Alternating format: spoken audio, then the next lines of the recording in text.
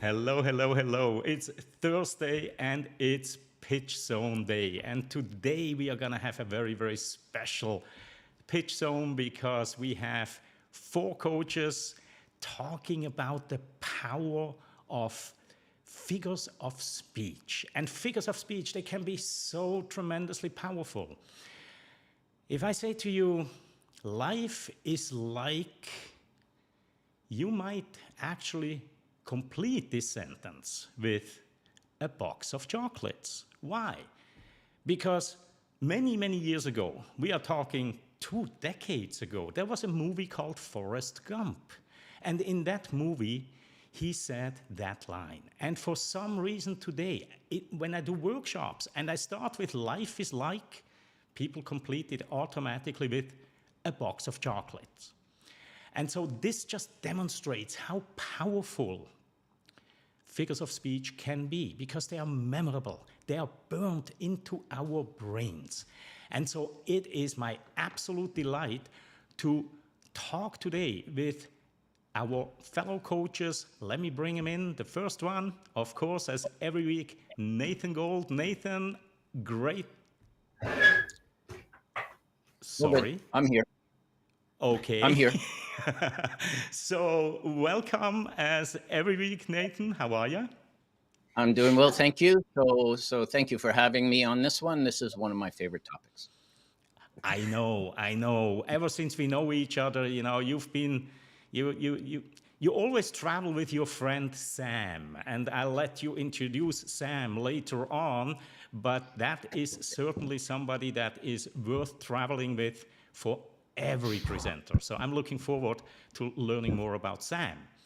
And we have Scotty Spursum, also from San Francisco, language coach extraordinaire. Scotty, great to have you here. Thank you. Hello. Hello, everybody. And our next coach, I just gonna bring everybody in, and yep, you might want to scoot a little bit, Susan. All right, Susan, how are you today?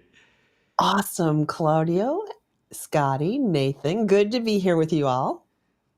So we were talking about what are we gonna do when we are just the coaches and we want to share tips with our audience. And well, let's just start maybe with Nathan because you were the one that proposed the topic, and I was just teasing people a little bit with that Sam fellow that you are traveling with.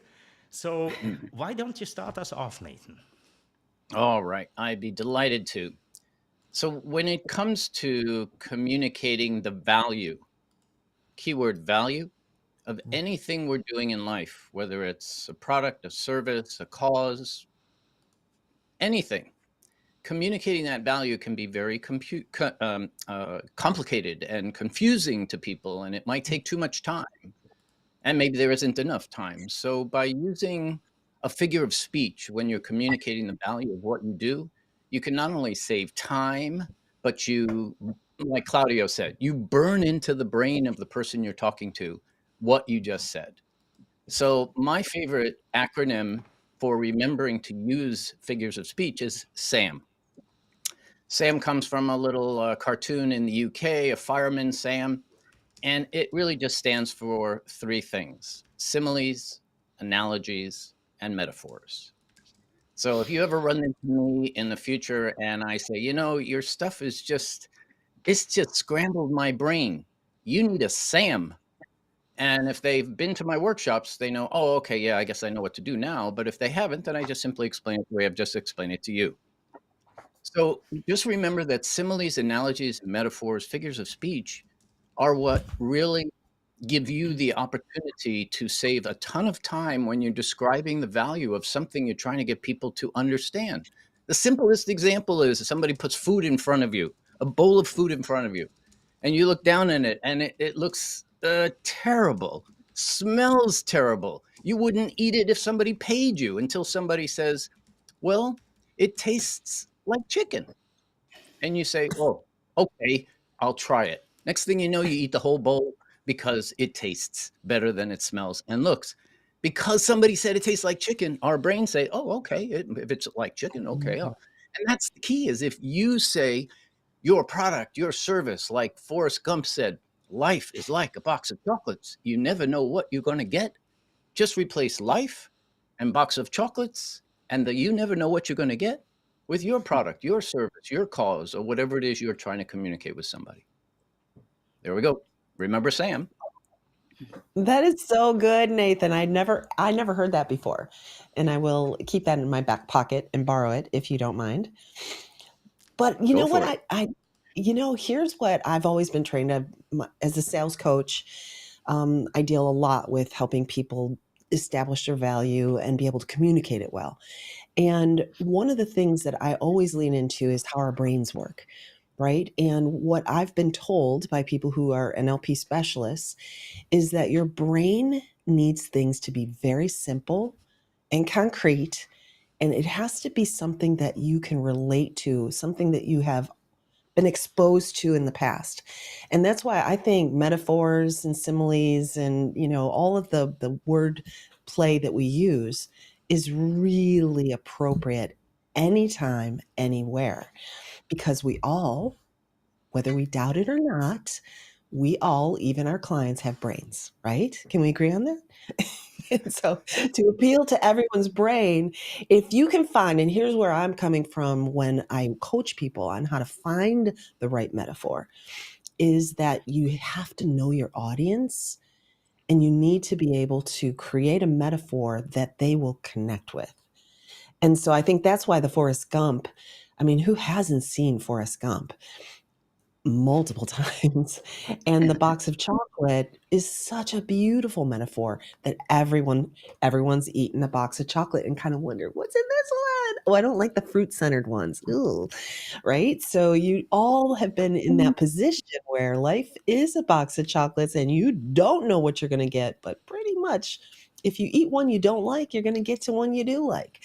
And that's why that metaphor is so beautiful. I love it. I think mastering this type of work or this technique into your communication style is one of the biggest things you can do to connect yourself with your people, for sure. Yeah. Yeah. And then to add to that, if English isn't your first language, or even if English is your first language, you need to really pay attention to those around you and how they use the idiomatic phrases, similes, metaphors, and analogies. And they're all it's kind of confusing to know which is which. So I wouldn't stress about it. You can look them up. Actually, a simile is a subset of a metaphor, remarkably. Um, but I had one client who she is so quick, and she would try to repeat the similes or the idiomatic phrases and kind of miss them. So one example was we need to find the low-hanging fruit. So when you're starting a business and you're going after the easiest clients, you might say, let's just go after the low-hanging fruit first. And I've heard her and other people say, well, let's go after the low-hanging apples, or where are the low bananas? And it's and the phrases can really backfire or miss if you don't understand how they're used. So whether English is your first language or not, pay attention to them, write them down, see how they're used in a certain situation. And I think they're wonderful and funny, and it brings people out of the serious mode sometimes. And there's one, we had a little discussion about this before we started, about saying I'm busy as a bee. So that's an alliterative one. And, should you tell people you're too busy or not? And I'll never forget, years ago, I was trying to do some networking with a woman who had the same position I did as an investor relations coach, practitioner. And we finally caught up, and she's a redhead. And I said, well, how are you? And she said, Scotty, my hair's on fire. And it was like, wow, okay, so that's why we weren't able to catch up. And I love that phrase. And I've tried that with some of my clients who don't speak English as a first language. And they look at me like that. So, I have to go on and explain it. But these kinds of phrases are so, once you figure out how to use them and pronounce them clearly, I think they're tons of fun and very, very effective. Yeah, that's actually it. They are so much fun, right? And I am somebody who learned English at a later age. I didn't grow up with it as a second language. I learned English at a much later phase. And so I moved to the States when I was in my early 20s. I was 21 years old. I actually waited on purpose until I was 21, and everybody who likes a good glass of wine probably understands why I did that. So I came to the States and I was sitting in a meeting and people were talking in metaphors, things like, today it's raining cats and dogs. And I was looking outside, I was like, what? What's happening? Because when you don't speak the language, these finer details may not be known to you as a metaphor, right? So you take them literal. Let's get our ducks in a row. I'll go like, where are ducks and how can we put them in a row? And it's that kind of language distinction that makes it a lot of fun, because then once it clicked, I was like, oh, there is so much power to this. So let me very, very briefly say hello to our audience here that is watching us live. I see we have AJ, the founder of VeryWise here. AJ, it's a real pleasure to see you here. Thank you for joining us. We have a couple more people, so if you want to say hello in the chat, please do so. And I want to very, very quickly ask you for something else, and that is, we were talking about life is like a box of chocolates. And yes, hello, Rick. Rick is here from Boston, and life is like a box of chocolates, right? And this is a simile, right? Whenever you hear the word like or as, you are dealing with a simile. You are taking something and you equate it to something else by saying it is like this or like that. Now, typically, a simile, not always, but often requires a little bit more explanation. So if I just say to you, life is like a box of chocolates, then you're not there yet. The real punch comes when you hear the reason why the speaker equates that to a box of chocolate, because you never know what you're gonna get. So I want to give you a quick little exercise here, and if you can put this into the chat, if you can let me know what you would do if I say complete the sentence, life is like, but without using chocolate and without using you never know what you're gonna get. So, for example, you could do something like, life is like a rose bush. It's beautiful, but it can be thorny from time to time, or anything along that line. And if you do that, it actually practices and exercises your analogy muscles in your brain. So I'm curious, just type into the comments, life is like ... because ... And while we are doing that, I think it was Scotty before, Scotty or Susan, who wanted to... That was me. Scotty, here we go. Yeah. Well, there's another phrase I like to use, and a simile, if you will. And when, I'll work with people who are tasked with leadership and, climbing the corporate ladder, if you will. And often they're doing the job of 2 or 3 people, or maybe more than that. And so when they're trying to frame conversations with their supervisors about the tasks at hand and how there may be too many, or they've got too many things going on, I like the phrase, it's like herding cats, right? Your job is like herding cats. And it's impossible. It's impossible to do, because you've got every department going in every other direction, and cats aren't very herdable. Right. So you give this example that's like, what? Scotty's job is like herding cats. I never really thought about it that way. It's like, okay, well, let's get more clarity in terms of why she feels that way, or why she's feeling overwhelmed, or her hair's on fire. Could be another one. And also there are like thousands of figures of speech and thousands of idiomatic phrases. So you can't really sit down and study them all at one time. It's really about observing the people around you more carefully. You might pick something up in a movie or a really great podcast. If you listen to How I Built This, or Ezra Klein, which are some of my favorites, and The Daily I listen to pretty regularly, you'll start to hear different kinds of phrases that work in different areas. And so, and many of them are sports related as well, right? So I need a hat trick in sales, right? I need 3 good sales. Like I'm working on my hat trick, or let's go for the touchdown, something like that. So you can also play with your phraseology around the sports seasons and wherever you are in the world. The Bay Area gets pretty excited about basketball and football, So sorry, I'll be quiet now. No, sorry. I'm just pushing all kinds of buttons here. I think we can replace me with a monkey, because a monkey can do as good of a job here pushing these buttons, the wrong ones, of course.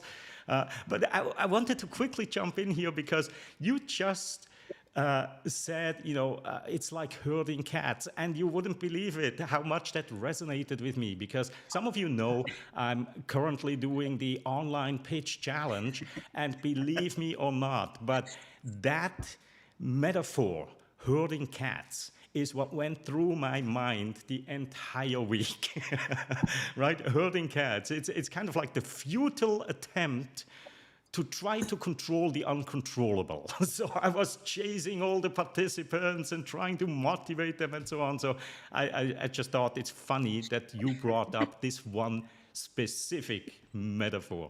Nathan. Sure. Okay, so I want to go back to what Susan said a moment ago about how to find the metaphor that you want to use, or the simile or the analogy. In the past, before November of last year, my answer to how to find this, and I do these exercises all of the time, is to go to something like a Getty Images or a Shutterstock site where you can search for pictures, and they let you search for free. And you can still do this today, of course. And you go there and you put in 1 or 2 words that describe your company, your product, or your service, and hit enter, and then skip the first 10, 20, 30, 40 pages, because those are going to be very literal pictures of what you just asked for. But the minute you get to that page where your head goes, huh? What? Remember, the photographers have categorized those photos so they pop up in your searches. The minute your brain starts saying, huh?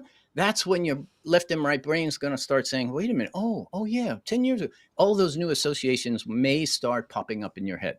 Now, that's a fairly difficult thing to do. You can't do it for more than about 10 minutes or your brain starts going, poof. So I have a better way. There are books and books out there on similes, analogies, and metaphors, like my favorite book, which is this one here called Metaphorically Selling. And when you buy this book, and I'm not saying go buy the book, but when I bought this book, I started looking through it, and it has hundreds of examples. So all you need to do literally now is go through here and say, oh, I like that one. I'll replace those words with my words, and you're ready to go.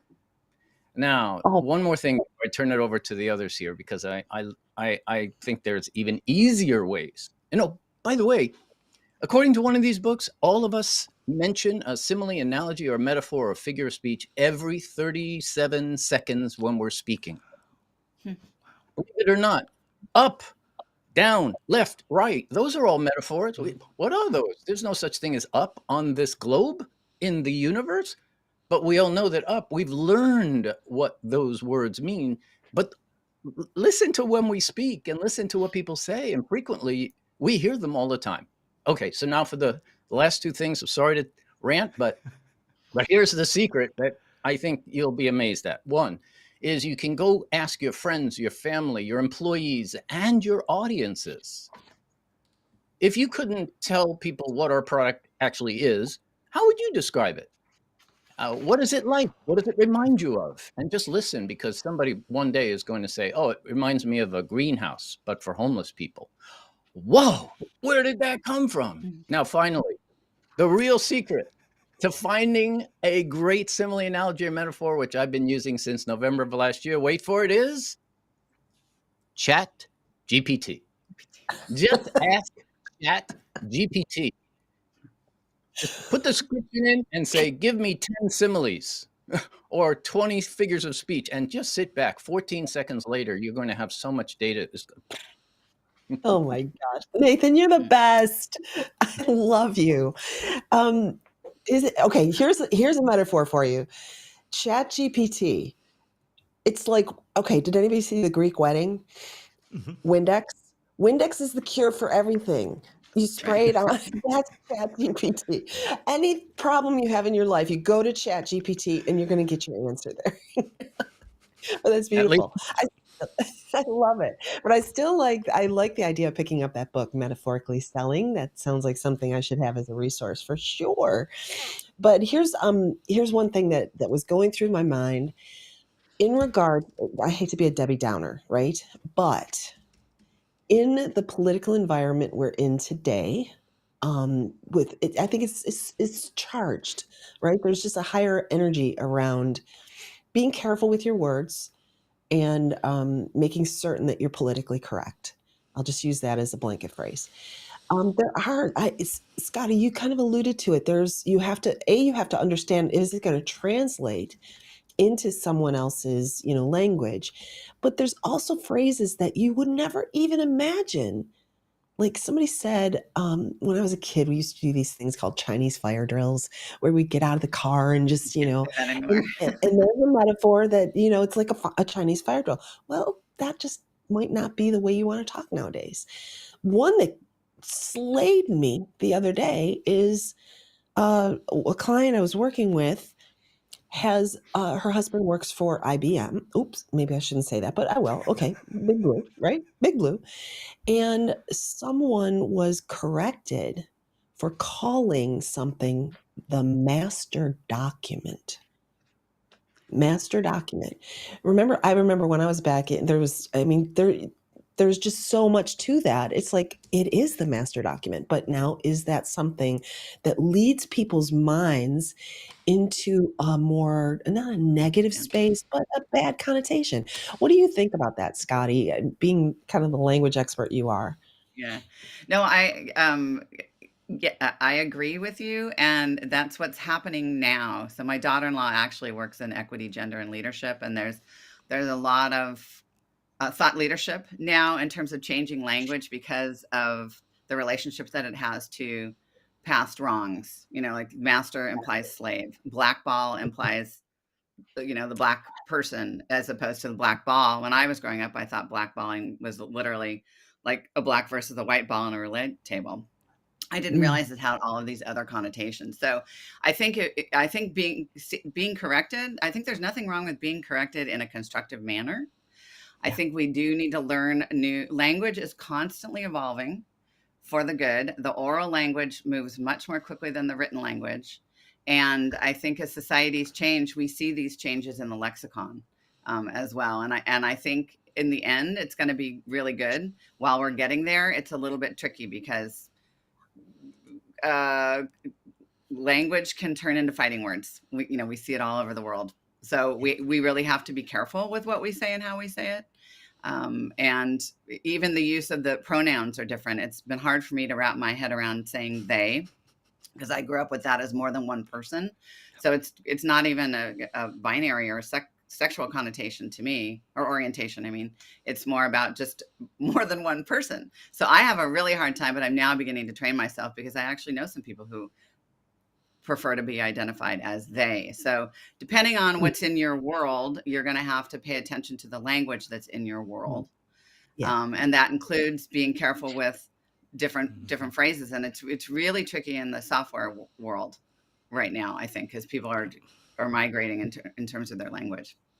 Um, but I was going to add one thing to that end when you were talking about political things. So the president of the United States gave the State of the Union, um, and and one comment that came out, and I had to look it up because I didn't really understand what it meant, was rope a dope. They were talking about Biden did a rope a dope on somebody, and Uh-huh. I was like, rope a dope, is that from some game? Before I was born, and I looked it up, and it was actually a boxing term that Muhammad Ali came up Uh-huh. with, where I think somebody else started it, but then Muhammad Ali made it popular, where the boxer will kind of lean against the lines, right? They're on the ropes, feigning that they're tired, while the other boxer is like going at him, going at him, going at him, and they get really tired, while the boxer on the lines is just defending themselves, and the boxer on the line screws up his or her energy, and pow, gets, that it's like a fake. So rope-a-dope. And I was like, and I didn't know what that was. So I think also doing a little research on them could become another conversation piece. It's like, have you ever heard of this? Can we use this in our business strategy if we're competing with Big Blue? It's like, if we're both going after the same client, how am I going to get in there, faster? I'm not sure that's the right phrase for that situation. I'm going out on a limb here, but it's really, to me, it's just fascinating. You can read them in the newspaper, listen to it on the radio, and then write it down. That's the other thing I wanted to mention. There's a huge correlation between physically handwriting things and language acquisition. Handwriting on a piece of paper, not just typing. And then you write it down, you look it up, then you use it, practice with it, see if it fits for you. And if it does, you got to win, So. Wow, that's a really neat trick here, or tip, with the handwriting versus typing it out, because there is something different going on in our brain. And I want to add also to what you said before about being sensitive, because some of these analogies, some of these metaphors and similes, they have outlived their time by now. And I had to learn this myself, because I had a blog post up on my blog for probably 10 years. And it contained a quote from Winston Churchill. And I'm not going to repeat this quote here now because I got flack for it, but it had something to do with the duration of a speech, that a speech should be really, really short, and he compared it to something that some people, especially the female audience, they found it a little bit offensive. And I had no clue. I really didn't, right? So I hope that we are both on both sides learning and ultimately, leveling in, because I had no clue. And then this person, she did me the biggest favor. She said, and she used a wonderful analogy to do it. She said, Claudio, imagine all of your communication like a drop of water that hits a pool of water, and the ripples are going 360 degrees. Your message might be targeted at what's in front of you, but the ripples, they go in all directions. And I thought that was really, really powerful. And, of course, I changed the blog post, and I have become more aware of these kind of things. And I think it's a process that, especially, people that have been around for quite a while, and they've gotten used to use some of these metaphors so habitually that we just need to break these habits and find better metaphors. And of course, there are tons of it, and if they don't exist, let's make them up, right? So let me quickly jump to the comments, and I'm going to do it like this time instead of bringing them in all one by one, because there are a couple here. So I asked you on YouTube, what would be your life is like metaphor? And here are some that came up. Life is like a movie because you never know how it's going to end. Beautiful, absolutely beautiful. Life is like building a house. Success depends on the foundation. Oh, I love it, especially, going through this online pitch challenge right now where people are learning the foundation. Rick Pollack, buy the book. It's a great resource. Here is referring to metaphorically selling. And then Stuart, life is like a pencil. It needs a good point to it. Oh, I love that. I so love that. Kevin had a question here. Some metaphors are cross-cultural and timeless. However, many are not. How do you handle this? And I saw Nathan immediately respond or react to this. So please, Nathan, how would you respond to this? Yes, it builds on what we've been talking about in terms of language evolving, like Scotty said, and we just need to be cognizant of what's changing. Now, in that same thought, though, similes, analogies, metaphors can be culturally sensitive. And if you don't give, as Claudio said earlier, the meaning behind whatever you're saying, It could be like, well, let me use an example here. I was in Kansas City with a group of investors from all around the world. And I was going through this topic, and one of the people in the audience stood up and said, Nathan, thank you. Now I understand why nobody laughs when I say, it's like chalk and cheese. And we all looked around and said, what do you mean, chalk and cheese? He says, well, I'm from Ireland and we use it all the time there. It simply means chalk is white, cheese is white. I can't tell the difference until I come up and touch it or feel it or taste it, right? So actually it has several meanings. So be careful, no matter where your simile, analogy, or metaphor or figure of speech is coming from, you need to test it, just like anything else. And with the fact that you have the internet to call people in the countries or the places you're going, just call them up and say, hey, if I said this, does it make sense? And they go, huh, what? So that's why you always want to say the meaning afterwards to ensure that your audience gets it. So if I said to you, well, that's like chalk and cheese. When we're done here, I'll come up and I'll touch and feel them, and then I'll tell you which one I like better. Okay, now I understand what chalk and cheese, and I might have to think for a moment, but at least now I understand. So just remember to test it, play with it. And if they're old and they upset people, there's thousands of other ways to do what we're talking about here. Just let it go and find something else. Okay. Susan, do you want to go next or you want me to go next? Go ahead. Oh, I'm just sitting here enjoying Nathan again. Well, can I give you my... let me... Okay, okay. Back to Susan. You're on. You can tell this isn't scripted, people. I'll give you my life's Leica.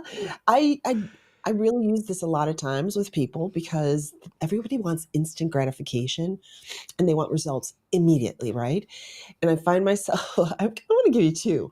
I find myself saying, life is a marathon, or your business, your success is a marathon, not a sprint. You need to have a plan. You need to train for it. You need to work at it, and the results will come. You'll get it, but you can't sprint your way to it. So that's one metaphor that I use a lot. Here's another metaphor I use all of the time, and it's so appropriate in helping people understand that the difference between want and need, which is a big part of showing your value, right? Is really understanding what people need versus what they want. A lot of times we try to sell what they need. They don't want to hear that. And so the metaphor that I am always bringing into coaching conversations is you have to hide the peas underneath the mashed potatoes. Okay? The peas are what they need. You put them under there, you put a big pile of yummy mashed potatoes on top, and anybody can eat those peas. Anybody. But if you serve them a dish of green peas, you got about a 50-50 chance they're going to like them. Anyways, that's my input. Oh, no, really, really good. And I want to very, very quickly switch back to the comments because there is another question here from Stuart. Love these original figures of speech. Curious what the coaches think of overused metaphors. And I'll let anyone, Scotty, Susan, Nathan, answer that. My brief, short answer is they become cliches. And yes, you do want to avoid using cliches, right? So what do the other coaches think? Who wants to take this one? Nathan? Oh, okay. Let me pop it super fast and then I'll hand it over to you, Nathan. Super fast. I had a sales leader that literally spoke in metaphors. Like every other phrase was a metaphor, and it was a cliche, and it became so ineffective. So I think as you think about how you use metaphors, you do have to temper the amount and how often you use them. That's all. Thank you. Yep. And to add to that, when it comes to metaphors that people have heard 1,000 times, the effectiveness of them gets very confusing again. People come to me all the time and they say, well, our product is like a Swiss Army knife, not to pick on Claudio, but Swiss Army knife. And my response to that is, you mean the Swiss Army knife with 5 things in it, or the Swiss Army knife that has 29 tools in it? Which one are you talking about? It's way overused. It's cliche. And it actually becomes a little bit confusing, and it doesn't land well in our minds. And more importantly, it doesn't stay because it's too common. That's why you want to go for something a little less common, a little bit more off to the side a bit, or more memorable, in order to keep people from getting that, oh, I've heard that 1,000 times. Yeah, absolutely. And sometimes you can make up your own metaphor depending on what your world is about. Your industry, if you're solving a problem that nobody else has tackled before, you need to find some memorable way to describe it. And an analogy or a metaphor can be very, very helpful. You can even use a quote from someone, if that works, like maybe like a matchmaking service could be, Romeo or Ramona, where art thou, Ramona? You could do kind of a riff on something else, if you will. I wanted to zag a little bit and tell a story about one of my grown sons was doing a lot of work internationally in Europe and Asia, and they were presenting a new business idea, and they kept using football analogies. Like the quarterback, like you're the quarterback and you're the tight end and you're the receiver and they realized after a while it was just falling flat, and it's because people in Asia and Europe weren't watching it. So then they started to go to, and my son played rugby, and it's like, okay, so rugby works better, soccer works better. So again, getting back to what Susan had said earlier, and I think we've all talked about it before, that you need to know your audience. You need to practice with these phrases, and try them out in a safe setting first if you're not sure about it, and then you'll be able to start using it with your clients and see how it goes. You may bomb, and then you have to be able to quickly, I wasn't trying to be offensive, but she's quiet as a mouse, or he's quiet as a mouse, which meaning like we wouldn't say that about Nathan or any of us. but if you've got somebody who's not participating, how do you describe that, right? Like that would be another way to say something like that without trying to be rude, and hopefully nobody would take it the wrong way. The final part I would like to contribute to this wonderful discussion is that similes, analogies, and metaphors are so powerful that you will, if you look around, see them in use quite a bit. And one of the things they're being used for is what marketing calls a positioning metaphor. If you go to, let's say, the bookseats.com website, you'll see they have a positioning metaphor that makes whoever uses their website feel like a hero, book like a hero. And they use that throughout their entire journey for their customer, which is kind of cool. If you can find a metaphor, one, not too many, because too many confuses your audience. One good simile, analogy, metaphor, and then use it throughout. By the end, they will never forget it. Now, speaking of the end, the final thing I want to share with you here today is sometimes using a positioning metaphor at the very end of your talk, sales call, presentation, or whatever, investor pitch, could be just the one thing people remember more than anything else. And I'll leave you with mine. I have 3, but I'll just leave you with one. I get calls from people all the time, and they say, Nathan, tell me about your coaching services, blah, blah, blah, blah. Okay, are there any other questions before we hang up? Nope, no other questions. Okay, I just want to leave you with one final thought. As you consider the other coaches and me for this opportunity, please remember, I'm the coach that's going to prepare you as if you were performing in a Broadway show. Take care. Bye-bye. Nice. And now that Broadway show thing hopefully will stick in their brains as they look at all their coaches and, oh, look at this guy. He's good. Point made, right? Also, you can maybe name your company with a catchphrase. There's a company in San Francisco called Spot Hero, and I think they're in the Bay Area, and you can reserve your parking spot ahead of time. And they started in business a number of years ago, and I remember the kids started using it before I did because they're early adopters. I'm kind of slow as a sloth. It would be one thing that my children would say about me when it comes to technology. And I think Claudio and Nathan would agree. But, what's another one? I'm like the tortoise and the tortoise of the hare. I'm slow and steady. And sometimes I get to the finish line first. See, you can use them in a whole variety of ways. And hopefully you'll remember in certain conversations, people might remember you because you've used a really interesting catchphrase, idiom, simile, that sort of thing that describes what you're doing. It's like, who's the woman who was talking about Spot Hero? She was saying, my business is like a Spot Hero. I can reserve, da, da, da, da. I need to go back to her. I think I saw her on Monday. Let me look at my notes. And then when you make your story memorable with sprinkling in these kinds of figures of speech, it makes you stand out. Wow, thank you so much, Scotty, Nathan, Susan. What a session this has been here today. I learned a lot, and I hope you that are watching this either live or on replay got some value out of this as well. Now, if you watch us regularly, you know that sometimes we do these sessions where some of our PitchZone coaches are just sharing tips, their top tips. And sometimes we do pitch reviews. And next week will be one of those pitch zones again. So I would like to bring in our presenter for next week. She just showed up in our green room here. So let me bring in Henrietta Sutoris. Henrietta, how are you today? Very good. How are you? Thank you very much. So thank you for the introduction. Oh, real nice to see you, to have you here. You are a true powerhouse when it comes to the brain. You are actually, what did you study, Henrietta? So I studied biology originally, but I have been a neuroscience. I have been in neuroscience for more than 10 years now. So that's how I describe myself.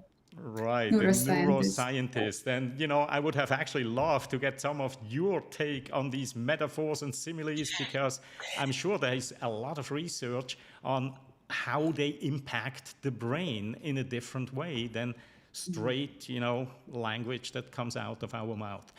Now, Henrietta, you are gonna present a pitch next week, and without giving the store away, how would you tease our audience to come back next week? What are you going to present? Again, without giving the store away, but enough of a tease that they go like, oh yeah, I definitely want to watch that. Yeah, so next week I will talk about some exciting innovations in the mental health field. So it's very much related to the brain. So maybe we can continue that discussion. And my company, Objective Recovery, is building an unbiased approach to find more efficient and satisfying solutions to addictions. And so this is my brief intro for now. And I very much look forward to the feedback, because I have been a big fan of PitchZone, and I've already learned so much from following these sessions. So I thank you very much for the opportunity. Well, thank you, and kudos to you, because it takes guts to do this, right? Because you are live into the world. You never know who's watching, and I absolutely look forward to seeing your pitch next week. You have a tremendously powerful presence here on the screen, so this is gonna be fun.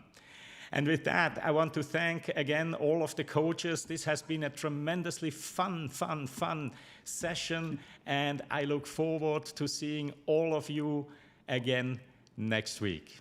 Have fun. See you